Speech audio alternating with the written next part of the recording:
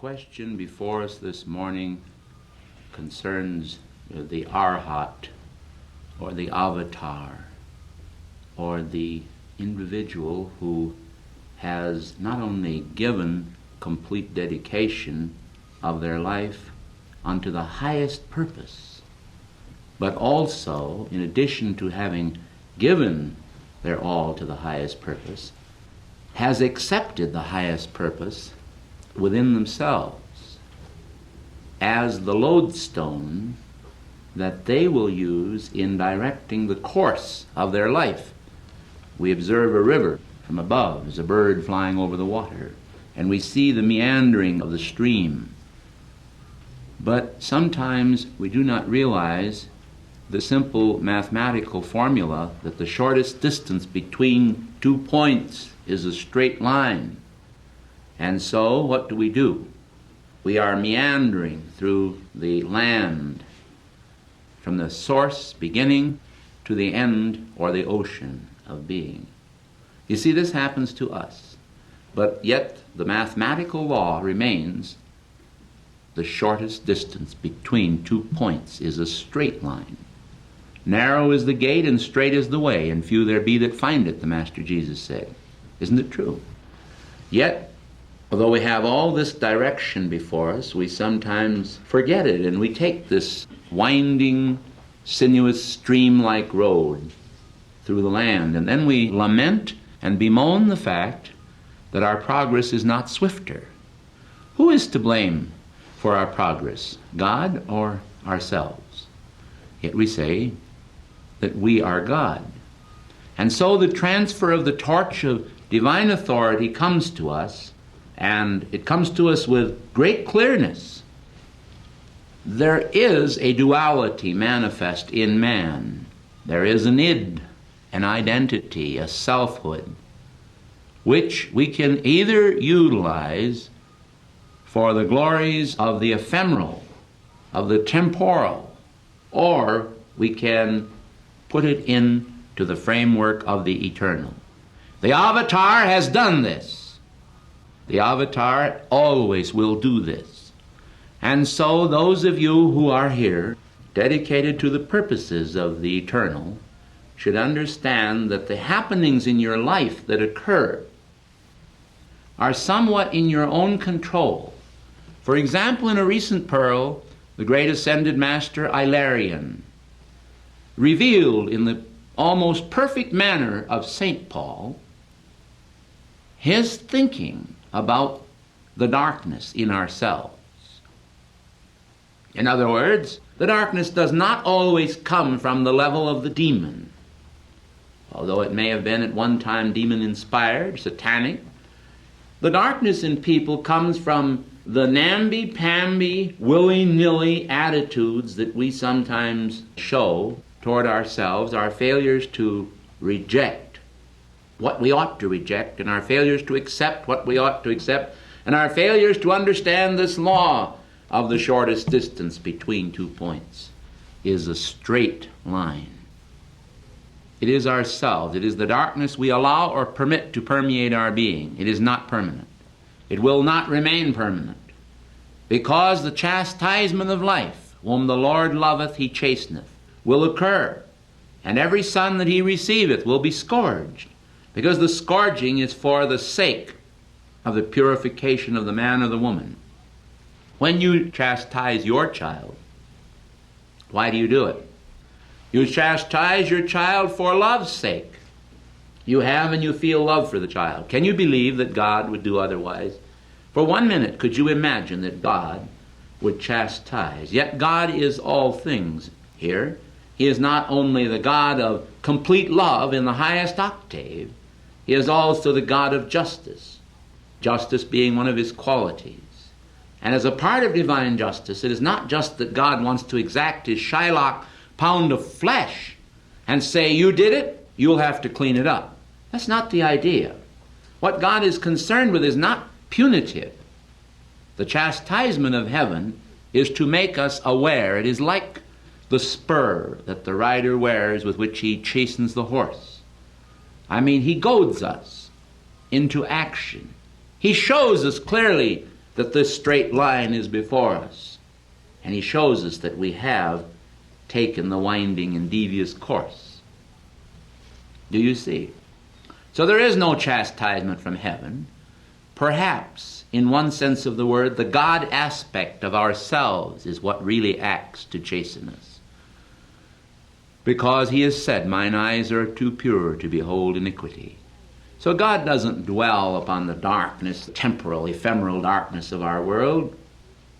I think that all of you expect to see a gradual improvement, do you not, in this place? Don't you expect an improvement to occur? Don't you expect an improvement to occur in us? Of course you do, and I do too. We all expect that our attitudes toward the world will become more like the Master's. And so this is exactly what is going to take place within us. But it does take place and is taking place. Step by step we are being led to greater evolutions. But of course these things are not charted. You cannot chart this journey on paper as you would if you were to make a safari to the Sahara Desert. These things are charted by the eyes of the soul, and the eyes of the soul are not open in many. And so we look, we gaze upon what is happening in the world, what is happening to ourselves, what's happening to our fellow men, and we do not see all the progress that occurs, nor do we often see the retrogression that occurs in some people. These things are subtle, and all should understand the meaning of subtle, because that is what subtle is. It is almost hidden. In fact, it may be hidden. And it is the uncovering of the depth of our progress that is very momentous. This is a great gift from heaven to all of us. It is a magnificent gift. Just think that we are making progress. I think it's wrong for people to have an arrogant progress that looks down on their fellow men. I see this in religious work all the time. That people have an elite society, and when the neophyte comes into this society, the neophyte is made to feel that he is now talking to the great initiate.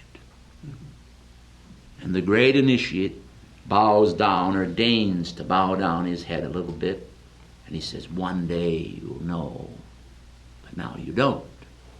Yet the same thing could be said by the Master. Do you see what I mean? This is subtlety.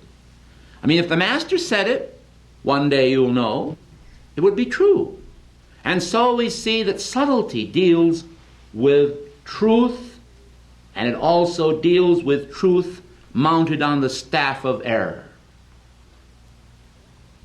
People whose lives are not really complete and still remain relatively imperfect, who have just started on the path, certainly have no right toward arrogance toward other people just beginning in the same position they are, practically.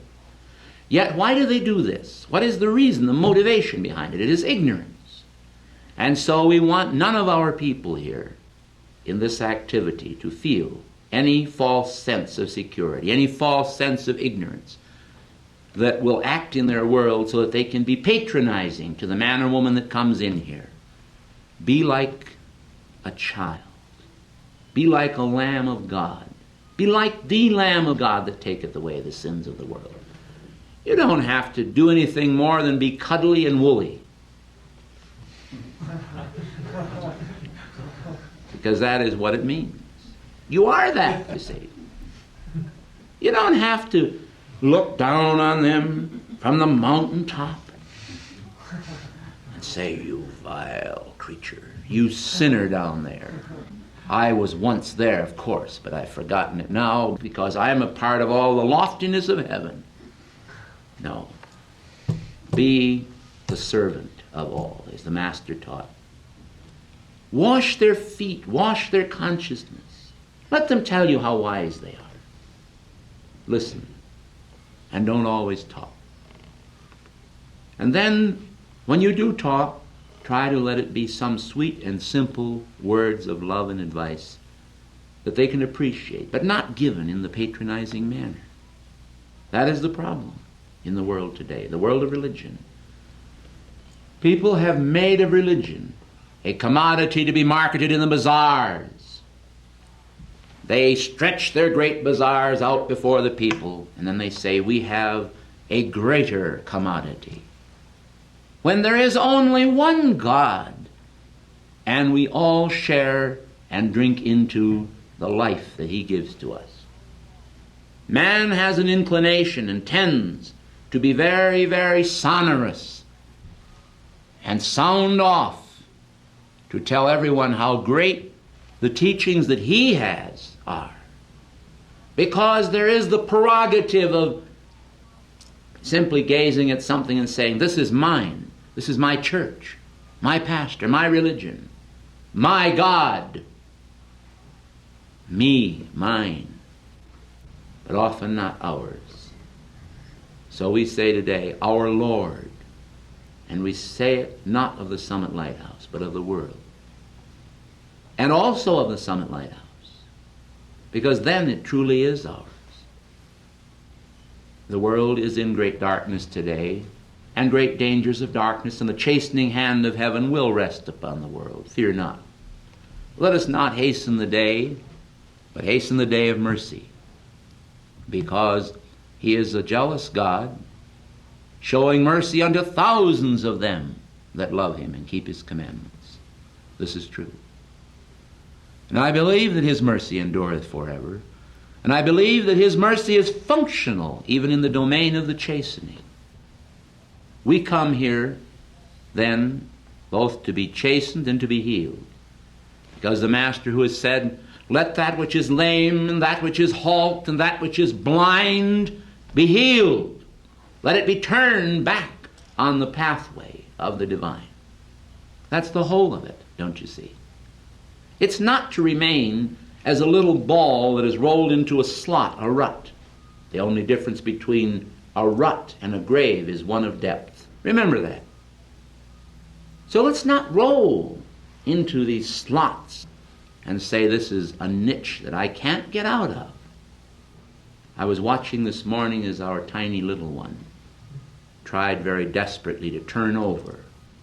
This for her was a colossal task, one which she cannot yet do, although almost.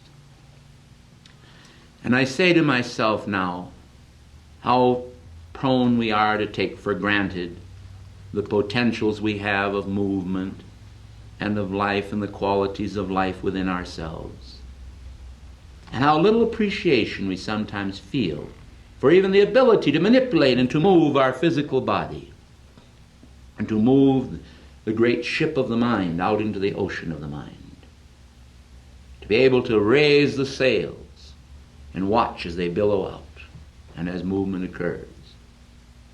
For we journey into the infinite, but an infinite that is not understood is not a journey. Do you see? Going somewhere when we know not the way is of very little value. And being someone is the key that will take us where we want to go. Because it will show us the way and reveal not only the scenery on the path, but our identification with it. The identification of each one of us with God is the most key and important factor of our lives. This great mystery, this enigma, this obscurity now becomes the light. It is the light. The meaning of the white stone that no man knoweth, saving he that receiveth it, is seen in this concept. The white stone upon the path is clear. It is a stone that is as long as the path and short as the journey. For the journey may be short or long. It matters not. And the stone, the rock of the ages, will be secure beneath our feet. Only the debris we place upon the rock can become the mud and slime upon which we slip upon the rock. It's the debris that we place there, that we allow to be placed in our pathway, the impediments that we permit to be placed in the pathway of others. I have thought and I have pondered in the name of heaven upon the situations involving this world. And I have seen the clashes in the name of religion all the way from the Crusades unto the present time. Those circumstances in the name of Christ which are calculated to bring death and every quality into the world that is not the quality of the Prince of Peace. And I ask myself, as I'm sure you have asked yourself, how long, O Lord, and why? But yet, many of us have been caught in the net of this, both in this life as well as in previous lives. We have been caught in these nets, the innuendos that are thrust upon the world, upon all in the world, that are the delaying tactics of God realization, of the avatar, of the Son of God. It seemed very far, perhaps, when first we heard or read the words, "Truly, this man was the Son of God." This was spoken by the cross. Truly, this man was the Son of God. What a delight it should be to our soul today to realize that this is also spoken of us. That the immaculate example given by Jesus and by other avatars, his brothers and sons of God also, upon the spiritual path, in the great diorama of history, all are examples to us, so that we may be examples to an age to come. It is folly for us to seek a memorial of stone and wood and brass. Rather, let us make a memorial of our lives, so that God may inhabit our lives. Then it does not matter what the world may say of us, because even now it matters only what he says of us and what he thinks of us. And he thinks within you. This is one of the strangest things you have ever heard. But the guilt in man, the guilt that man feels sometimes for his own errors and mistakes, is a chastening to heaven itself. Because God has to think within the molds and matrices you create. Some portion of himself, be it ever so tiny, must encase itself in the neurons of the brain and the memory cells and retain those impressions of guilt and condemnation that you have. And what did the Master say? I am come that ye might have abundant life.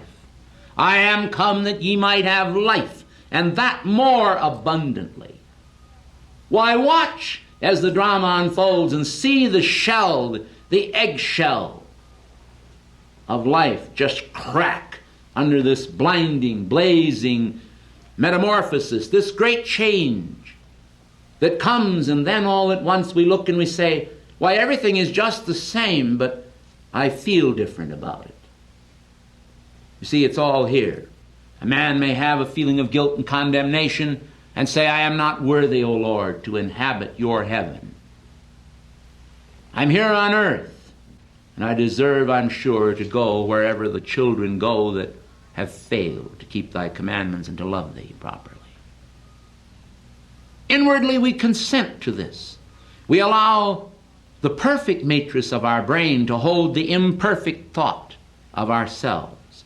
And in the holding of this thought for ourselves, or the chastening, permanent chastening of others, and I'm not referring to the ability of man to be able to judge right and wrong acts and what is a right and wrong act, but I'm talking about the permanent chastening because we never allow ourselves to enter the newness of life.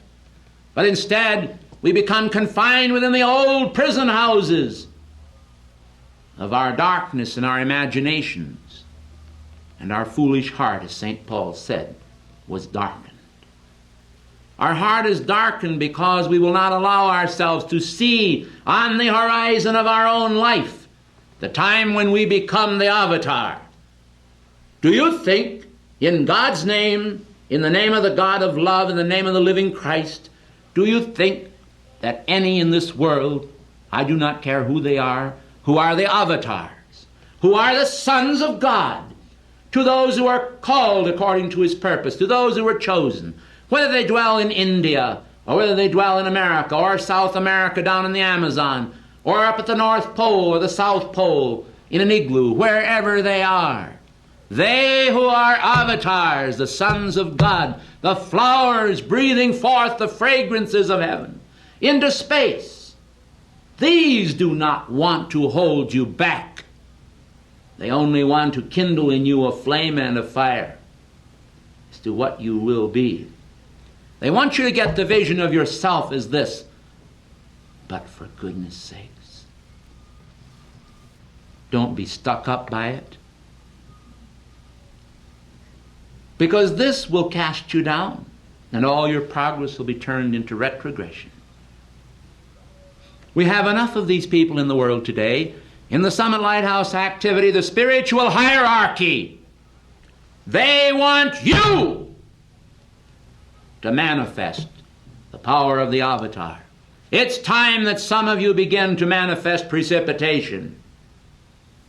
It's time that some of you begin to manifest dominion over demons. Oh yes, Sweat Hog is here in Denver. That, of course, is a manifestation of a demon. Those people today, the fallen Atlanteans and those who have fitted themselves into the matrices of Atlantis, who are now delivering the specific rock and roll tactics to the world, whose vibrations are turning our young people into pathways of darkness. These are manipulated by demons as a puppeteer plays with his little puppets. The demons move through their consciousness. They control them. It gives them a field day in the world. They are no longer confined to the Hades of darkness, but they are now given entree into the world, into our world, to our young people, to those that God and Saint Germain and Jesus and all the great masters would nurture and guide. It doesn't matter that you have made a mistake or that I have made a mistake. The point is, we are going to come to the area where we will not make mistakes, because we are dealing with the principles of heaven. We are dealing with the principles of immortality. Unless he be born in thee, his birth in Bethlehem remains in vain for thee. And so what is an incarnation? If a man would be an incarnation such as Lord Krishna, or what if one would be an incarnation such as Lord Shankaracharya? What difference would it make?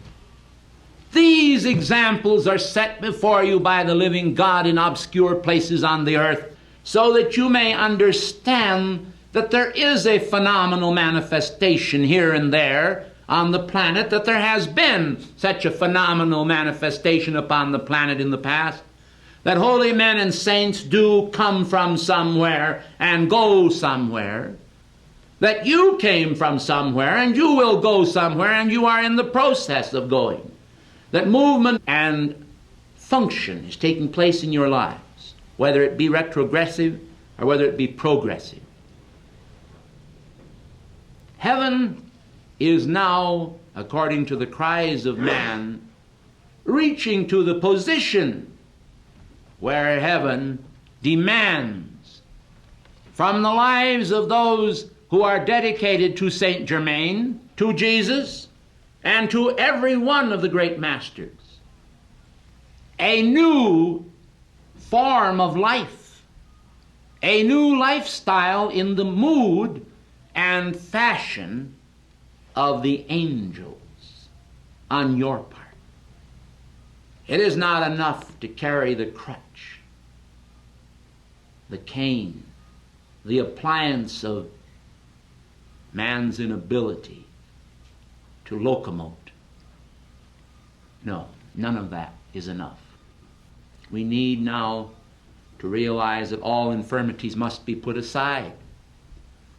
When we read Moria's words, even the best zurnas lacked some strings, we are reminded that out of infirmity sometimes the greatest strength is born. We can, if we will, coddle ourselves Any of us can do this. But we are not here to condemn one another, but to give one another this firmness that lays hold on life and grasps it and says, this tender hand I hold is a hand of flesh, and knows that this hand I hold is the living God. What is meant by a new heart of flesh is the contrasting of the stony heart of man's feelings that reject man made in the image of God constantly and sit in critical judgment upon their fellow men, those whom they even know not. Ours must be a message of infinite love, and we must demonstrate that love to the world. We must show that we have greater capacities, greater storehouses in reserve than has ever before been thought possible by us. I urge you today to increase your own belief in the potential of God inside of you. I urge you to stop placing the lines of limitation upon yourself. I do not mean that the just limitations imposed upon us by God should be revoked. For the world is governed somewhat by all of this. It would be a sad thing indeed if people were to reach the form of magic, as in the book The Morning of the Magicians, and if our consciousness would become absorbed with how much magic or phenomena we could do. This is not the pathway toward light. In the greater light of heaven, all share equally in the government of heaven. But when you deal with a child that is maturing, you wait until he has come of years to give him his inheritance. For to give it prematurely unto man's hand would surely establish rivalry, for he would not yet understand the great capacities that are given to a Christ, which we hold within the chalice cup of the Last Supper within ourselves. The Last Supper signifying the finality of our own individual communion with God, when we will take from his hand the torch that heaven has already passed, and holding it into our grasp and consciousness, see clearly that we have a reasonable power to prevail upon heaven and demand at this Last Supper the vestments, the garments of the Christ, to walk the earth as an ascended being. We have the right to ask, and it shall be given unto us. To seek, and we shall find. To knock, and it shall be opened unto us. There has been too much limitation in the world and too much criticism, too much self-imposed criticism, and yet indulgence lingers. Self-indulgence as well, for we find ourselves face to face with varying potentialities, manifold potentialities, in fact. And we stand for a moment in confusion, our minds literally reeling. Which way shall I go, Lord? I am the way, the truth, and the life. No man cometh unto the Father but by me. If any man climb up any other way, he is both a thief and a robber. We understand then that it is not just to seize control of the power strings of heaven that we live, but to master ourselves and say, as a little child would say, even when we already know that we are a man, O God, I am thine. I came into this world to minister unto thine. I pray only that they may receive thee as I have received thee. For thou art the dawn of purpose, the zenith of purpose, and the setting sun of purpose fulfilled. The long day of life is a day that has no end in reality. For when purpose is fulfilled, we behold again the dawn. And thy cycles proceed in orderly fashion from thy hand. And there is no ceasing of the flow of thy energy and thy plan. And thy plan for me is as clear as the crystal sea. and I wait upon thee, O God. And then you see, all at once, we're going to feel a little different toward everyone. We don't stand and look at the halt and the lame and the blind. We don't stand and look at those who are in error's way as if we would mimic them or criticize them, nor even the haltingness of self when we ourselves falter on the way. But we keep our eyes unflinchingly upon the goal of our God presence. And we see in that presence the restoration of our domain and the restoration of the destiny of man. And we perceive that all purpose, both that which is in east and west and north and south, is indeed the flaming power that is held by the wind to carry the seeds, the divine seeds, over the whole earth, and to kindle a fire upon earth that shall never be extinguished or burn out, because that which is on earth here below will only be a memorial to that which is already established above. Perfection and life and paradise and the Eden of purpose. This is destiny. We are destiny. But be not afraid to cast our weight upon the magic carpet of the wind of the moment, for it too will carry us where we ought to go as our mind directs it in its course. And our mind is best when harnessed by God's mind. And to invoke his purpose is to secure his assistance. And so as we ponder then this day the matter of the avatar, let us see this individual as an example only, and see ourselves as the avatar, as the Son of God, as the master of purpose. For only then will all of heaven be satisfied with us. They expect, as we also ought to expect, no fragmentation of purpose, but a unification of the whole. And when the unification is achieved, and when the divine sense is completed within ourselves, then all will be fulfilled. We must perceive the mastery of cycles that climbs the steps to the landing, and then onward to the next step and the next landing, and does not falter because of the austerity or longevity of the stairways that are there to climb, but rather receive these stairs with joy and place our feet upon them and see that in the climb is the great challenge of life.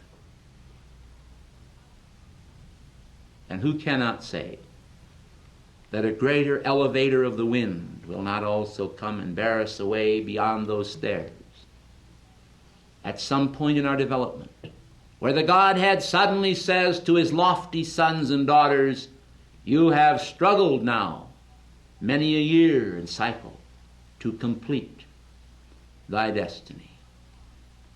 Thy feet have wandered far, and you have not perceived the beauty in my star. And now I claim you. I claim your vow. I lift you, I bring you now unto my heart. This great magnet of fiery destiny is fulfilled within you. This is the purpose of life. For lo, in you I am. Do you see how simple it really is, and how beautiful it is? Not a struggle of little people trying to fulfill some greater purpose and yet manifesting the shades of ugliness, but instead all people, both great and small, all people fulfilling their purposes together and coinciding in the only way that man can with perfect unity. For who amongst us can in 1 year meet all of the people that are upon this planet? Or upon the whole organ of heaven? Can we play upon this great organ with our fingers? Can our fingers, the fingers of our minds, span the octaves of universal being? See the great chords that are there, or hear them? Our ears are not able. And so, through the process of union with God, we are able to be truly united in the only way man ever can be, and that is with the highest self of all. Let us be up and doing, as Jesus said long ago, cannot ye watch with me 1 hour? Our whole life, and all that remains of it now, all that is in the hourglass, is just 1 hour. You understand? 1 hour remains, and all shall be fulfilled. This whole lifespan is that hour.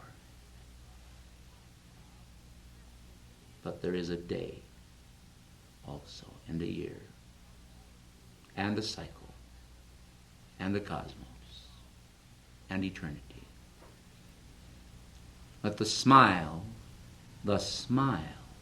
of cosmic purpose rest upon our heart's chalices today, and let us determine, through no outer world drama, but through the hidden drama of the heart, that we will fulfill our destiny, that we will make this order one of infinite dedication, and so the world shall be blessed by that dedication, and each of us in return shall receive the mantle of our united reward.